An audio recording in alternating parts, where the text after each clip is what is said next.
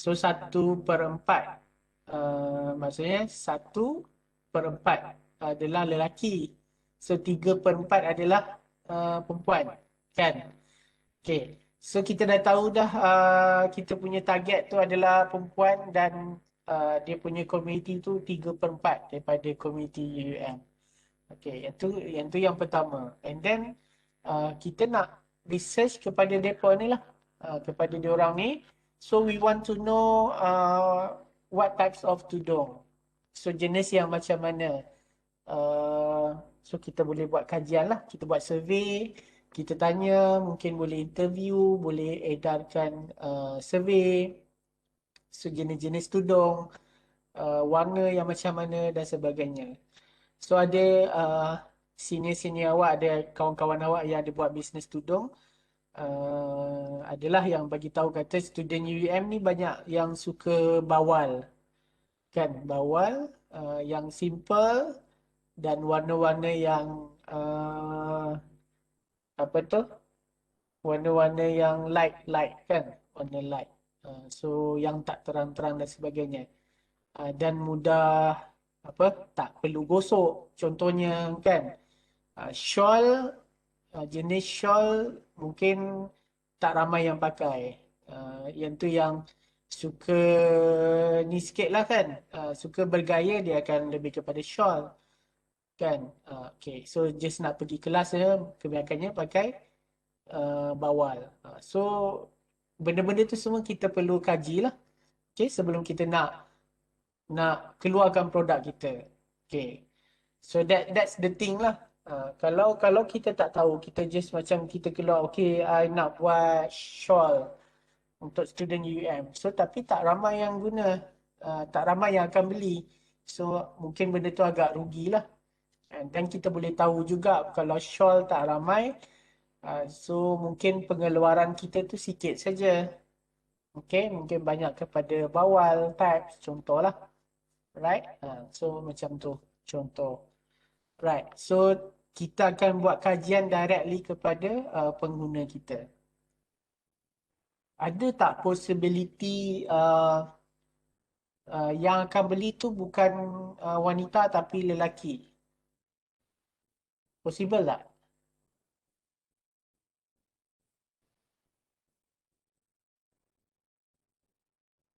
Mungkin possible sir.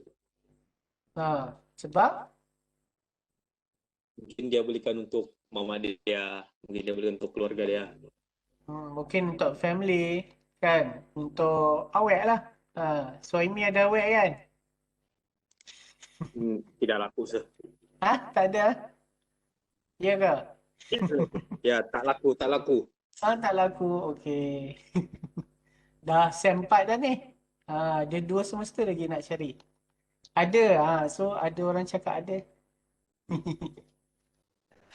Okey, alright. So itu adalah contoh. Okey, contoh untuk bisnes tudung. Dan bila kajian yang kita buat tu, so kita akan discover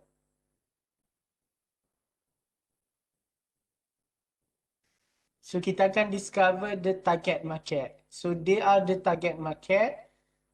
Dan semua dia punya pendapat, so kita kena recordkan lah, record the opinions and other input from consumer regarding interest in the product or the services. Okay, kalau you buat perkhidmatan pun sama jugalah. Um, Dalam situasi sekarang ni, ramai yang buat servis order delivery kan. Dulu banyak macam buat yang nak beli KFC, nak beli pizza dah ada dalam, tak apalah. So KFC ada McDonald, so sanggup pergi ke Kanga sana untuk beli, ambil order dan dia charge delivery. Kan?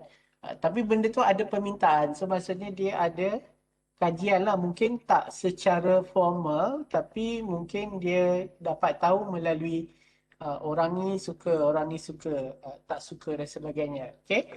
So benda tu sebenarnya memang ada dibuat kajian. So daripada data tu lah dia keluarkan perkhidmatan. Okay? Alright. Yes, COD pun sekarang ni lah kan, sebab orang dah tak boleh keluar, so very popular. Um, dan servis-servis delivery ni memang sekarang ni transportation dan juga kita panggil logistik. Okay, logistik. Uh, program logistik sekarang ni pun dah banyak permintaan. Banyak permintaan, dia memang dah menjadi satu servis yang sangat penting. Sebab semua orang order online, tak kira lah makanan ke, produk ke, Shopee semua tu. So memang akan ada delivery service, ada courier service. So memang logistik sekarang ni memang sangat-sangat demand lah. Okay, demand. Alright, tu contoh lah. Okay, right. Okay, next. Okay, semua maklumat, okay, all the information yang kita dapat daripada kajian ataupun survey kita tu, jadi kita akan gunakan, okay, gunakan untuk buat decision, untuk buat keputusan sama ada kita nak buat produk tu nak teruskan ke tak, ataupun apakah jenis-jenis produk yang diorang minat dan sebagainya. Okay. Kebanyakan servis ataupun produk yang dikeluarkan, terutama yang baru-baru ni sebenarnya tercetusnya daripada masalah. Kan, mungkin you pernah dengar, kan, masalah. So masalah contohnya tak boleh keluar kampus, kan. Orang perlukan makan. Dah boring dah makan dalam kampus ni dekat kafe. So setiap hari makan benda yang sama saja. So they want new things, benda makan yang baru. So that's why dia menyelesaikan masalah menggunakan konsep COD, delivery. Okay? Maksudnya dia menyelesaikan masalah dan dia tawarkan servis dan buat bisnes daripada situlah. Okay? Okay, itu adalah pemikiran usahawan. Okay, usahawan.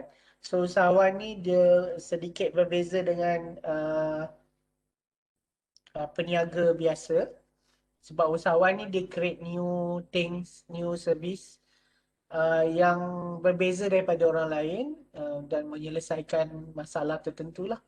Okay, right. Market research, so apa kelebihan dia? Market research helps to create business plan. So business plan adalah untuk jangka masa panjang. So perancangan jangka masa panjang ni adalah penting.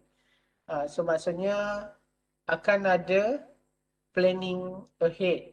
Bukan hanya sekadar 2-3 bulan saja, so setahun, 2 tahun, 3 tahun.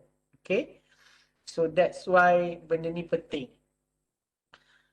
Sebab trend bisnes akan sentiasa berubah.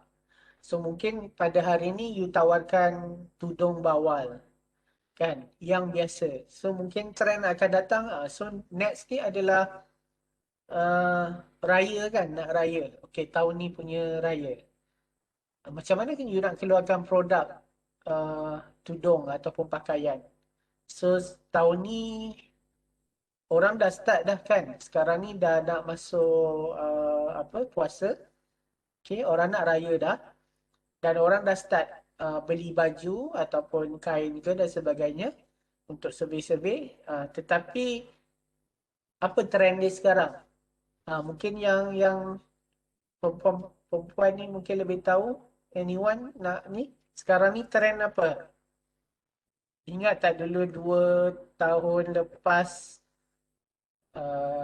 ada trend, 2-3 tahun lepas lah, ada trend yang lelaki baju Melayu agak kurang, so ramai yang pakai jubah, kan. So semua kedai-kedai semua jual jubah pelbagai warna, ada yang itu yang ada isu sampai macam apa baju dress wanita kan, jubah macam perempuan dan sebagainya. So tapi itu adalah demand waktu tu kan, ada banyak jenis jubah, ada pelbagai brand, kemudian pelbagai warna, design dan sebagainya. Okay. Lepas tu ada kurta. So waktu tu semua orang beli kurta, jenis kurta kan. Semua kurta, semua ada keluarkan kurta. And then lepas tu ada yang baru-baru jugalah, dua tahun lepas ke setahun lepas, yang semua pakai batik kan, batik Indon tu, batik batik Indonesia tu. So semua pergi pakai kemeja batik kan. So bayangkan pergi raya, so semua orang pakai baju batik. So benda tu jadi trending dan ada demand. Okay. Uh, so tahun ni macam mana? So anyone pendapat ataupun mungkin boleh buat bisnes lepas ni? Kalau warna pun